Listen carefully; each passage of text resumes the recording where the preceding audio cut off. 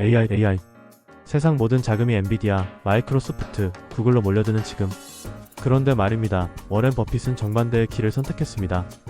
AI 대신 주택, 철강, 헬스케어, 술과 수영장. 누가 봐도 시대와 어긋나 보이는 이 선택 속에 과연 어떤 비밀이 숨어 있을까요? 오늘 영상에서는 버핏이 새로 담은 6개 종목을 공개하고 그가 왜 AI 대신 이 산업에 베팅했는지, 그리고 한국 투자자가 배워야 할 교훈은 무엇인지 하나씩 풀어가겠습니다. 영상 시청 전에 구독과 좋아요, 알림 설정까지 꼭 부탁드립니다. 1. AI 시대 모두가 달려가는데 버핏은 왜 반대로 갔나? 2025년 현재 글로벌 주식시장은 말 그대로 AI 광풍이다. 엔비디아의 시가총액이 천문학적으로 치솟고 마이크로소프트와 구글이 앞다투어 AI 서비스와 인프라에 막대한 투자를 쏟아붓고 있다.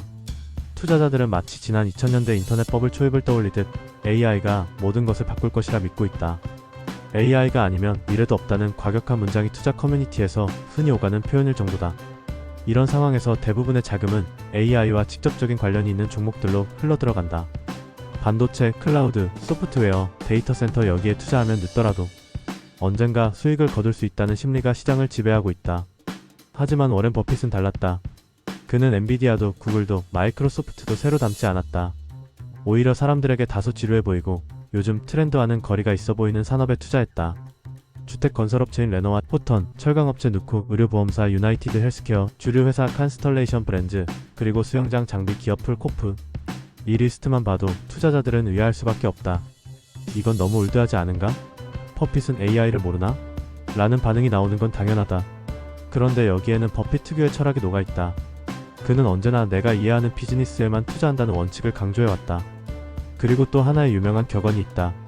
투자는 유행을 쫓는 게 아니다. 진짜 돈은 지루한 기업에서 나온다. 즉 모두가 같은 방향을 바라보고 있을 때 그는 오히려 반대로 움직인다. 왜냐하면 군중이 몰려있는 곳에는 이미 가격이 치솟아 있고 그만큼 위험도 커져 있기 때문이다. AI 관련 주식이 향후 10년간 더 성장할 가능성이 높다는 점은 누구나 안다. 하지만 그 기대가 너무 빠르게, 너무 과도하게 반영될 경우 실제 실적이 그 기대를 못 따라가면 주가는 곤두박질 칠 수 있다. 버핏은 바로 그 리스크를 경계한 것이다.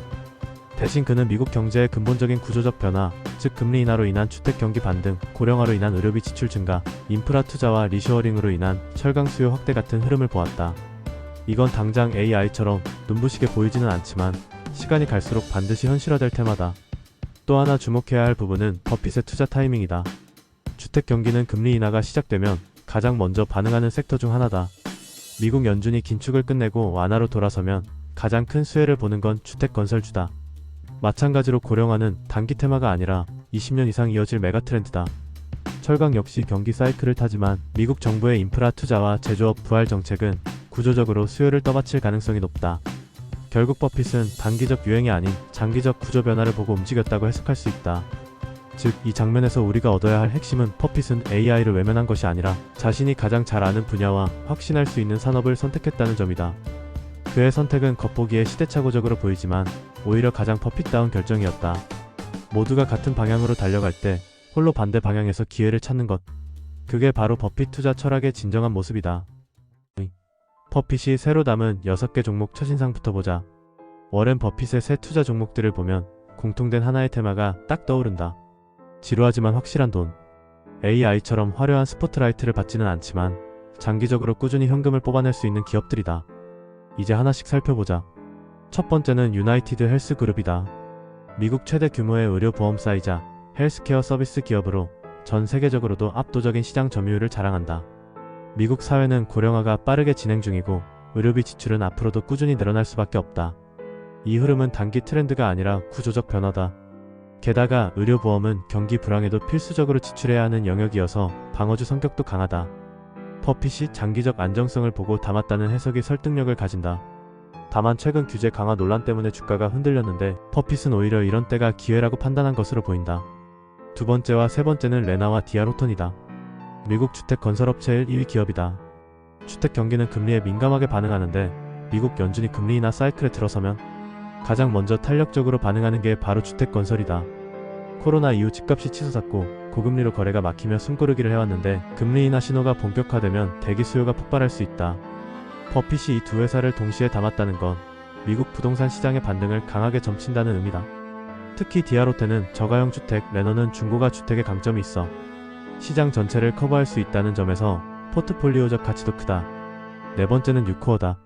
미국 최대 철강 업체로 흔히 철강은 경기의 쌀이라고 불린다. 철강 수요는 경기 순환과 직결되지만 최근에는 단순한 사이클을 넘어 구조적 수요 확대 요인이 생겼다. 바로 미국 정부의 대규모 인프라 투자와 제조업, 리쇼어링이다. 인프라 건설에는 철강이 필수적이고 전기차 공장이나 반도체, 공장 같은 첨단 제조업 설비에도 대량의 철강이 투입된다. 따라서 누코는 단순히 경기 사이클 플레이가 아니라 미국 산업정책의 수혜주로 해석할 수 있다. 게다가 이 회사는 자사주 매입과 배당으로 주주환원에도 적극적이라 퍼핏 스타일과 잘 맞는다. 다섯 번째는 컨스텔레이션 브랜치다. 이름은 낯설 수 있지만 이 회사가 보유한 브랜드는 너무도 유명하다. 바로 맥주 코로나와 모델로다.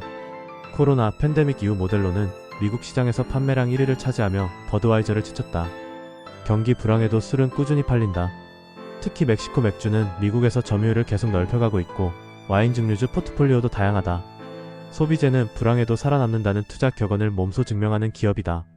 버핏 입장에서 보면 안정적 현금 흐름, 브랜드 파워, 불황, 저항성을 모두 갖춘 종목이다. 마지막 여섯 번째는 풀 코퍼레이션이다. 이 회사는 수영장 장비 유지관리 서비스 분야에서 미국 1위 기업이다. 다소 틈새 시장처럼 보이지만 미국 중산층 상류층의 주택 문화와 맞닿아 있는 기업이다. 코로나 시기 재택생활 확산으로 수영장 수요가 급증했고 이후에도 꾸준한 관리교체 수요가 발생한다. 경기 침체 때는 민감할 수 있지만 업계 독점적 지위와 충성도 높은 고객 기반 덕분에 장기적으로는 안정적이다. 버핏이 이 회사를 담은 건 작지만 확실하게 돈 버는 기업이라는 확신 때문일 것이다. 이 6개 기업을 전체적으로 보면 흥미롭다. 첨단 기술주는 없지만 모두가 일상과 밀접하게 연관되어 있고 미국 경제의 구조적 변화와 긴밀히 연결되어 있다. 주택은 금리 인하, 헬스케어는 고령화, 철강은 인프라, 주류는 소비 패턴, 수영장은 라이프 스타일. 단순히 전통산업이라는 말로 묻기엔 각각의 투자 포인트가 명확하다. 버핏은 이들을 통해 단기 유행이 아닌 장기적으로 이어질 미국 사회의 흐름을 담아낸 것이다. 3. 주택, 헬스케어, 철강, 버핏이 본 미래 키워드. 버핏이 담은 6개 종목 중에서도 특히 눈길을 끄는 건 주택, 헬스케어, 철강이라는 키워드다. 이 세 가지는 언뜻 보기에 너무 전통적이고 기술주 전성시대에는 매력이 떨어져 보일 수 있다. 하지만 버핏은 바로 이 지점에서 남들이 못 보는 미래를 본 것이다. 먼저 주택이다. 미국 주택시장은 지난 몇 년간 극단적으로 흔들렸다. 코로나 이후 유동성이 넘치면서 집값이 폭등했고 그 여파로 미국의 평균 주택 가격은 사상 최고치를 찍었다. 그런데 2022년부터 본격화된 연준의 고강도 금리 인상으로 모기지 금리가 7%를 넘어서면서 거래는 급격히 얼어붙었다. 수요는 살아있지만 금리가 높아 집을 살 엄두를 못 내는 상황이 이어졌다. 지금은 그 잠재 수요가 응축돼 있는 상태다. 따라서 금리가 꺾이기 시작하면 주택시장은 단기간에 폭발적으로 반등할 가능성이 크다. 버핏이 미국 1위와 2위 주택건설사를 동시에 담았다는 건 바로 이 금리 사이클 반전을 정확히 노린 것이다. 주택은 단순한 거주지가 아니라 경제 전반의 파급력이 큰 자산이다. 건설, 인테리어, 가전, 가구, 금융까지 연계된 산업 파급 효과가 워낙 크기 때문이다. 버핏은 이 거대한 경제 메커니즘이 다시 움직일 순간을 기다리는 것이다. 두 번째는 헬스케어다. 버핏은 오랫동안 헬스케어 기업에 관심을 보여왔다. 미국 사회는 전 세계에서 가장 빠른 속도로 고령화되고 있고 의료비 지출은 해마다 GDP의 20%를 넘나드는 수준이다.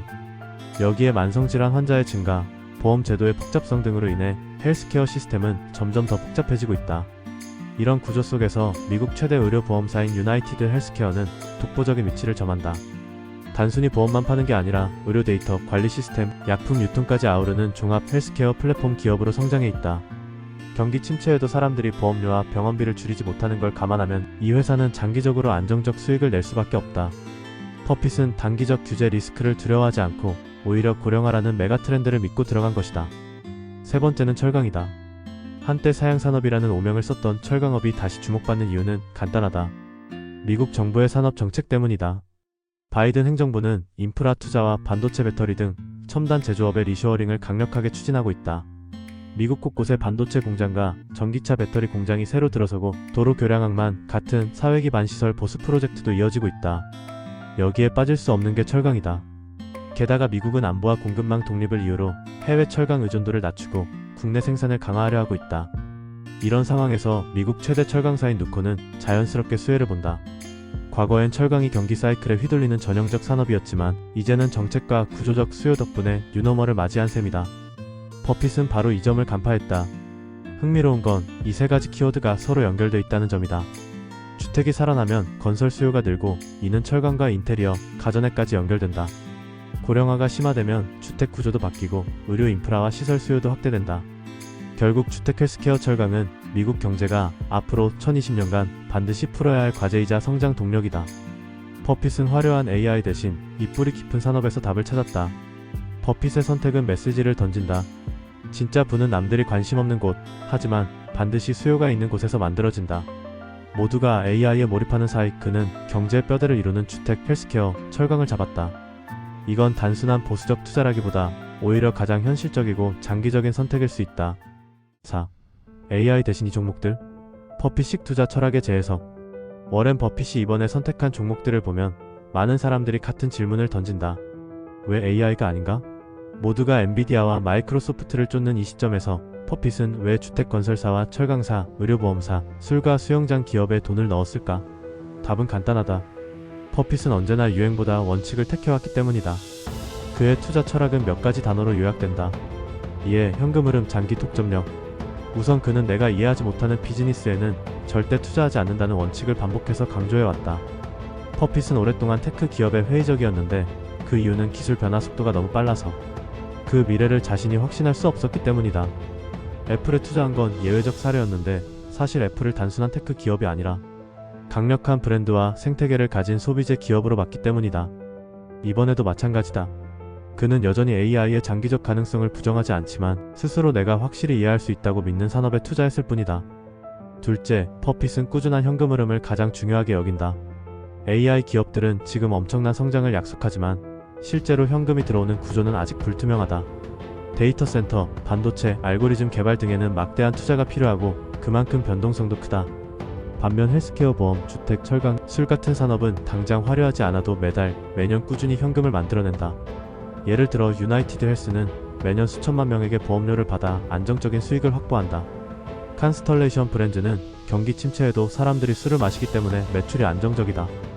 풀코프는 한번 고객이 되면 장기간 유지보수 수익이 이어진다. 버핏은 이런 눈에 보이는 돈을 선호한다. 셋째, 장기 투자다. 버핏은 흔히 주식시장은 단기적으로는 투표 기계지만 장기적으로는 저울이라고 말한다. 시장 심리에 따라 단기적으로는 주가가 요동치지만 장기적으로는 결국 기업의 본질 가치가 반영된다는 뜻이다. AI는 장기적으로 성공할 수 있지만 단기적으로는 과열과 버블이 불가피하다.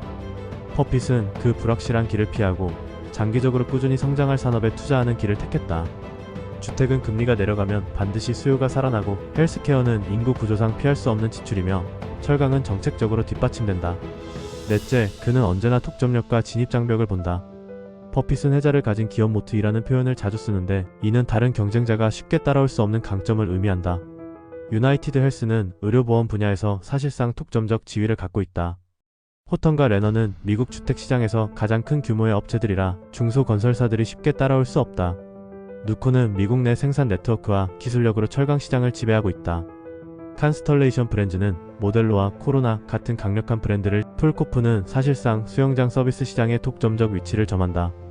이런 해자가 있는 기업은 시간이 지날수록 경쟁력이 강화되고 주주에게 돌아오는 현금도 늘어난다. 흥미로운 점은 버핏의 선택이 단순히 보수적이라고 치부하기 어렵다는 것이다. 겉으로 보면 전통산업이지만 그 안에는 장기적으로 미국 경제가 풀어야 할 과제가 숨어있다. 주택은 금리 인하와 직결되고 헬스케어는 고령화 사회의 숙제이며 철강은 리쇼어링과 인프라 투자로 떠오른다. 즉, 버핏은 지금 당장 화려한 AI 대신 향후 10년에서 20년간 반드시 현실화될 흐름을 잡은 셈이다. 정리하자면 버핏의 이번 선택은 다시 한번 그의 투자 철학을 재확인시켜준다. 내가 확실히 이해할 수 있는 사업, 꾸준한 현금 흐름을 창출하는 사업, 장기적으로 성장할 산업, 독점적 지위를 가진 기업에 투자한다. 모두가 AI에 열광하는 지금, 오히려 AI가 아닌 산업에 투자한 것이야말로 그 철학의 가장 버핏다운 표현이다. 오늘 우리는 워렌 버핏이 새롭게 담은 6개 종목을 살펴보며 그가 왜 모두가 달려가는 AI 대신 주택, 헬스케어, 철강 같은 전통산업을 선택했는지 알아봤습니다. 유행보다 원칙, 단기적 열풍보다 장기적 가치. 이것이 바로 버핏이 평생 보여준 투자 철학입니다. 우리 투자자에게 필요한 것도 다르지 않습니다. 지금 당장 화려하지 않아도 장기적으로 반드시 쓰이고 성장할 산업을 찾는 것. 그것이 계좌를 지키고 불리는 가장 확실한 길입니다. 이번 영상이 도움이 되셨다면 구독과 좋아요, 알림 설정까지 부탁드립니다. 여러분의 응원이 있어야 제가 다음에도 더 깊은 분석으로 찾아올 수 있습니다. 감사합니다.